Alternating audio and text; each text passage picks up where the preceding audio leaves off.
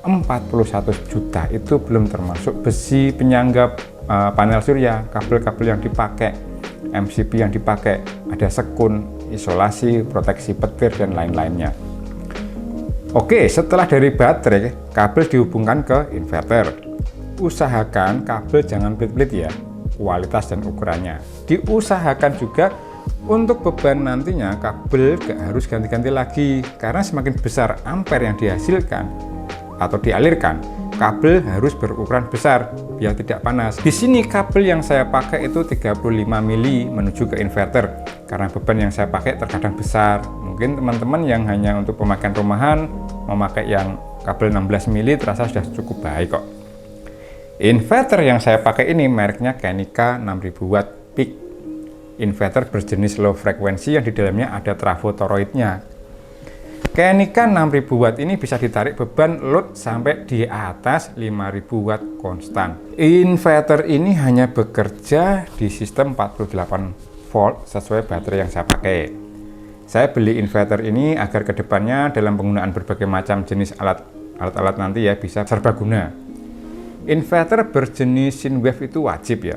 Jadi kawan-kawan, kalau mau beli inverter carilah yang ada tulisannya Pure Sinwave, agar alat-alat di rumah itu awet dan stabil dalam pemakaian jangka panjang. Jangan tergoda inverter murah yang mana gelombangnya itu belum murni Sinwave atau modified. Karena resiko alat-alat elektronik kita di rumah bisa jebol dan rusak karena panas yang terjadi dalam listrik yang tidak sinus, tidak stabil. Gelombang non sinus itu kotak-kotak, kalau pure Sinwave itu bergelombang halus. Itu fakta ya. Karena inverter cadangan saya itu 5000 watt Sinwave high frekuensi, tapi brand ecek-ecek alias murahan.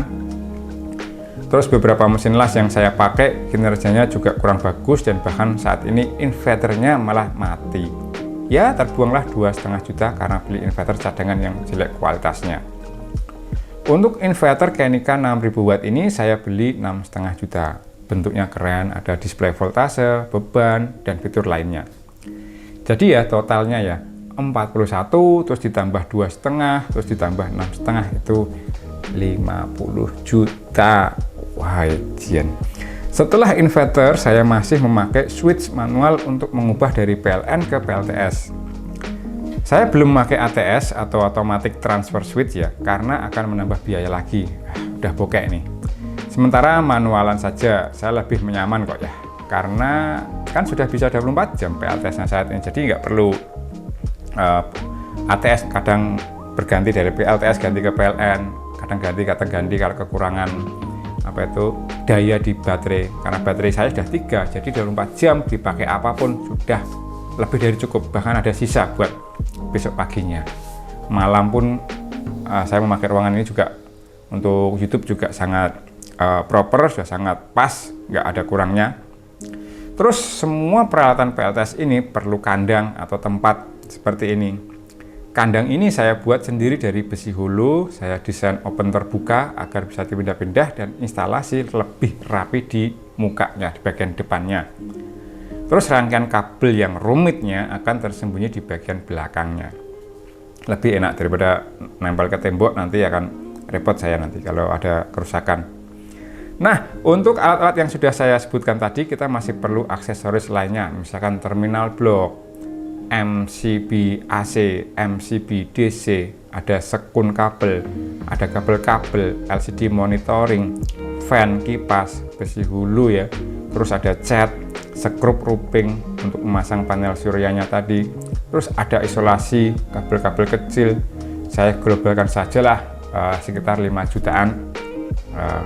Dana lain-lain 5 juta itu sedikit ya, dan tak terduga ya, itu harusnya lebih dari itu ya, tapi saya buat 5 juta saja ya, mengingat kabel yang saya pakai juga gede-gede 35 mili, harganya itu sekitar 85.000 per meter. Terus kabel 16 mili kalau nggak salah 40.000 per meter, butuhnya juga banyak. Terus untuk instalasi di kandang kabel PV dari panel surya sampai ke bawah itu 30.000 per meter, dan butuh panjang belasan meter. Jadi total pemasangan seperti yang sudah saya aplikasikan ini kurang lebih 55 juta. Wow, semoga 55 juta istri saya nggak lihat nonton video ini ya. Bahaya. Cukup menikmati hasilnya energi listrik yang diberi sama Yang Maha Kuasa secara gratis. Segini itu murni hanya barangnya saja ya kawan-kawan, belum biaya kirim. Kalau belinya di online yang otomatis biaya akan bertambah sedikit. Dan kita perlu biaya pemasangan, misalkan kawan-kawan mau memakai jasa perakitan PLTS ini. Bagi kalian yang punya kemampuan kelistrikan atau elektronika, saya yakin kok bisa merakit sendiri untuk PLTS seperti ini. Ini ilmu yang bisa dipelajari siapapun. Kalau kalian yang awam, jangan coba-coba. Ya, kalau belum yakin ya, jangan coba-coba dulu. Karena biaya PLTS akan bertambah besar kalau terjadi sesuatu yang tidak diinginkan. Atau mungkin upgrade. Nah, itu gede banget. Jadi sebisa mungkin diatur dulu kemampuannya, dananya, dan juga kebutuhan di rumah. Besok mau tak buat apa? Mau buat usaha enggak? Atau rumah cuman itu aja? Ya itu baru bisa diprediksi. Kalau cuman di awang-awang, ya mending jangan dulu. Karena biaya PLTS akan bertambah besar kalau terjadi sesuatu yang tidak diinginkan, dan itu terjadi pada saya juga saat 6 bulan pemakaian. PLTS saya terkena petir, yang mana dulu belum memasang alat anti petir dan juga belum terpasang grounding yang proper. Petir adalah satu ujian dari PLTS yang belum terstandar instalasinya. Kerusakan saya adalah 1. Inverter rusak, tapi ya bisa tercover garansi. Terus 2. SCC atau MPPT rusak dan bisa tercover garansi. Yang ketiga, baterai rusak alias protek. Ya karena belinya second, saya harus mengeluarkan dana untuk perbaikan BMS pada baterai tersebut. Meskipun sudah jadi normal, baterai akan mengalami kerusakan pada beberapa selnya. Dan sel baterai Levo 4 itu sangat mahal, bekasnya saja 400.000 per selnya yang 3,2 volt 100 ampere. Mahal banget itu baterainya. Kalau BMS yang bekas ya 350 sampai 400 ribuan itu yang bekas. Terus kalau BMS-nya yang bagus, misalkan aftermarket seperti merek Dali, itu ya 1 juta ke atas. Man. Nah, kalau sistem PLTS ini sudah berjalan seperti ini, sebenarnya enak loh kawan-kawan. Artinya, kita hanya perlu perawatan, membersihkan panel-panelnya saja, cek konektor-konektor pada kabel, pada MCB, MPPT, konektor dan konektor kabel-kabel lainnya ya, yang terjadi panas di bagian sambungan. Misalkan sambungan kabel-kabel menuju ke MCB, menuju ke konektor apalah, itu perlu dicek aja. Ya mungkin beberapa bulan atau beberapa minggu, silahkan. Yang mana ya, panas bisa mengakibatkan masalah yang serius. Tapi jangan takut membersihkan rangkaian PLTS.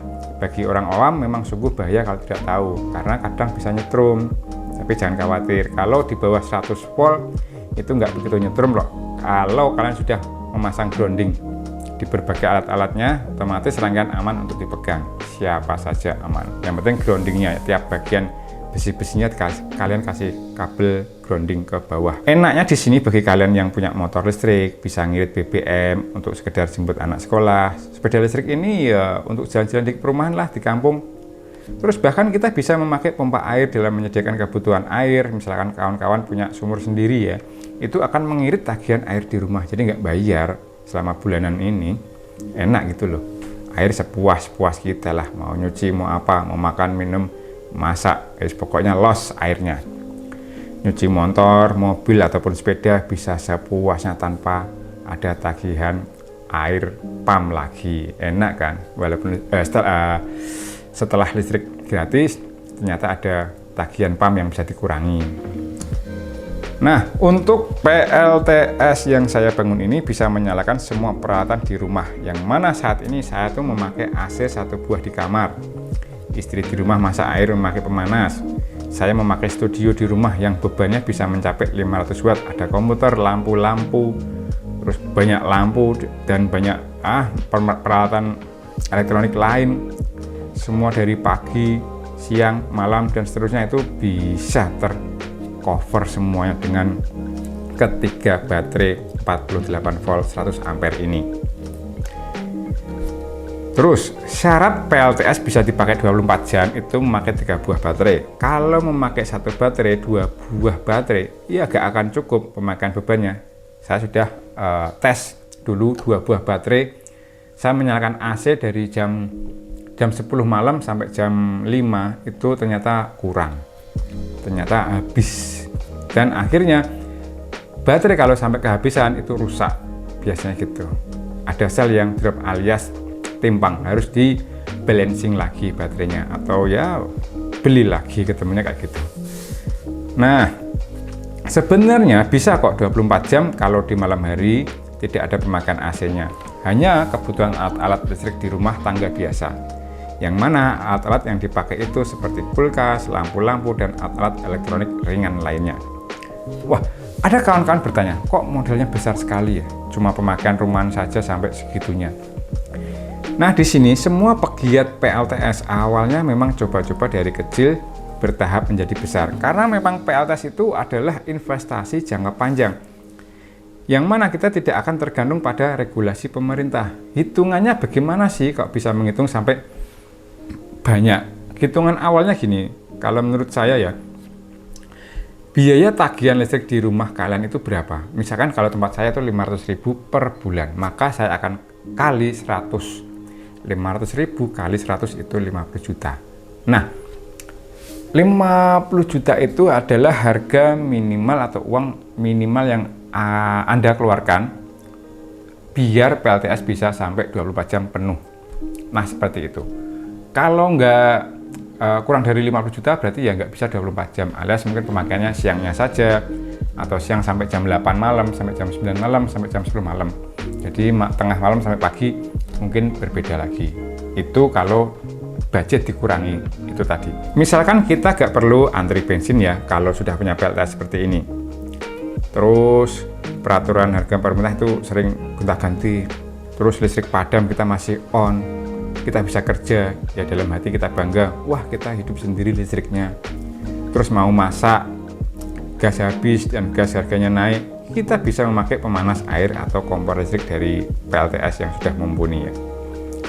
Terus saat panas-panas di siang hari kita bisa menyejukkan anak-anak dan keluarga tanpa takut tagihan listrik melonjak.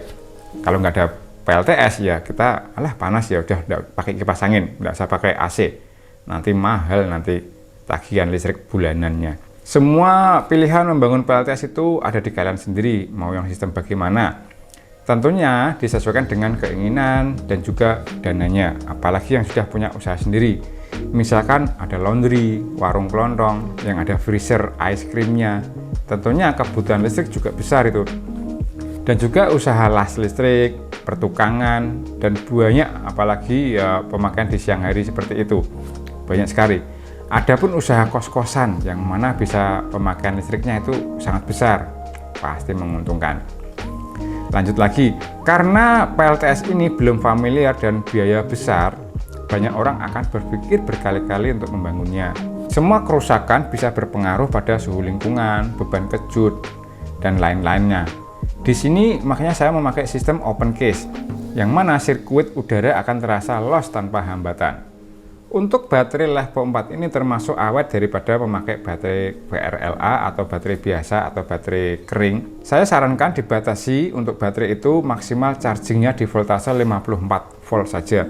Dan jangan sampai baterai terkuras habis, itu perawatan baterai. Gunakan baterai Levo 4 ya 50-80% dari kapasitasnya saja agar awet. Saya menyarankan lagi untuk PLTS yang akan kalian pakai itu kalau bisa 48 volt untuk pemakaian rumah tangga yang ada AC-nya. Karena sistem 48 volt akan memakai kabel yang kecil-kecil pun tetap aman, 16 mili. Terus kalau memakai sistem 12 volt akan terasa tanggung dan tidak akan kuat untuk beban besar secara 24 jam. Hindari saja yang 12 volt kalau mau membangun untuk kebutuhan serumah. Seperti saya ini yang 1200 VA, itu sampelnya ya, kita membahas yang 1300 VA. Oke kawan-kawan semuanya, bagi yang mau membangun PLTS mandiri di rumah, semoga video ini bisa mencerahkan kalian semuanya. Oke, saya ucapkan terima kasih banyak kepada pemirsa, kepada penonton. Jangan lupa disimpan video ini sekedar besok kalau mau membuat PLTS-nya.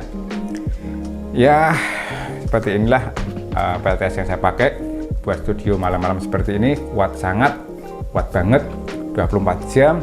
Saya tarik, tidak ada panas. Kalaupun ada panas, paling saya kencengin sedikit di konektor MCB-nya, kabel menuju ke MCB dikencengin.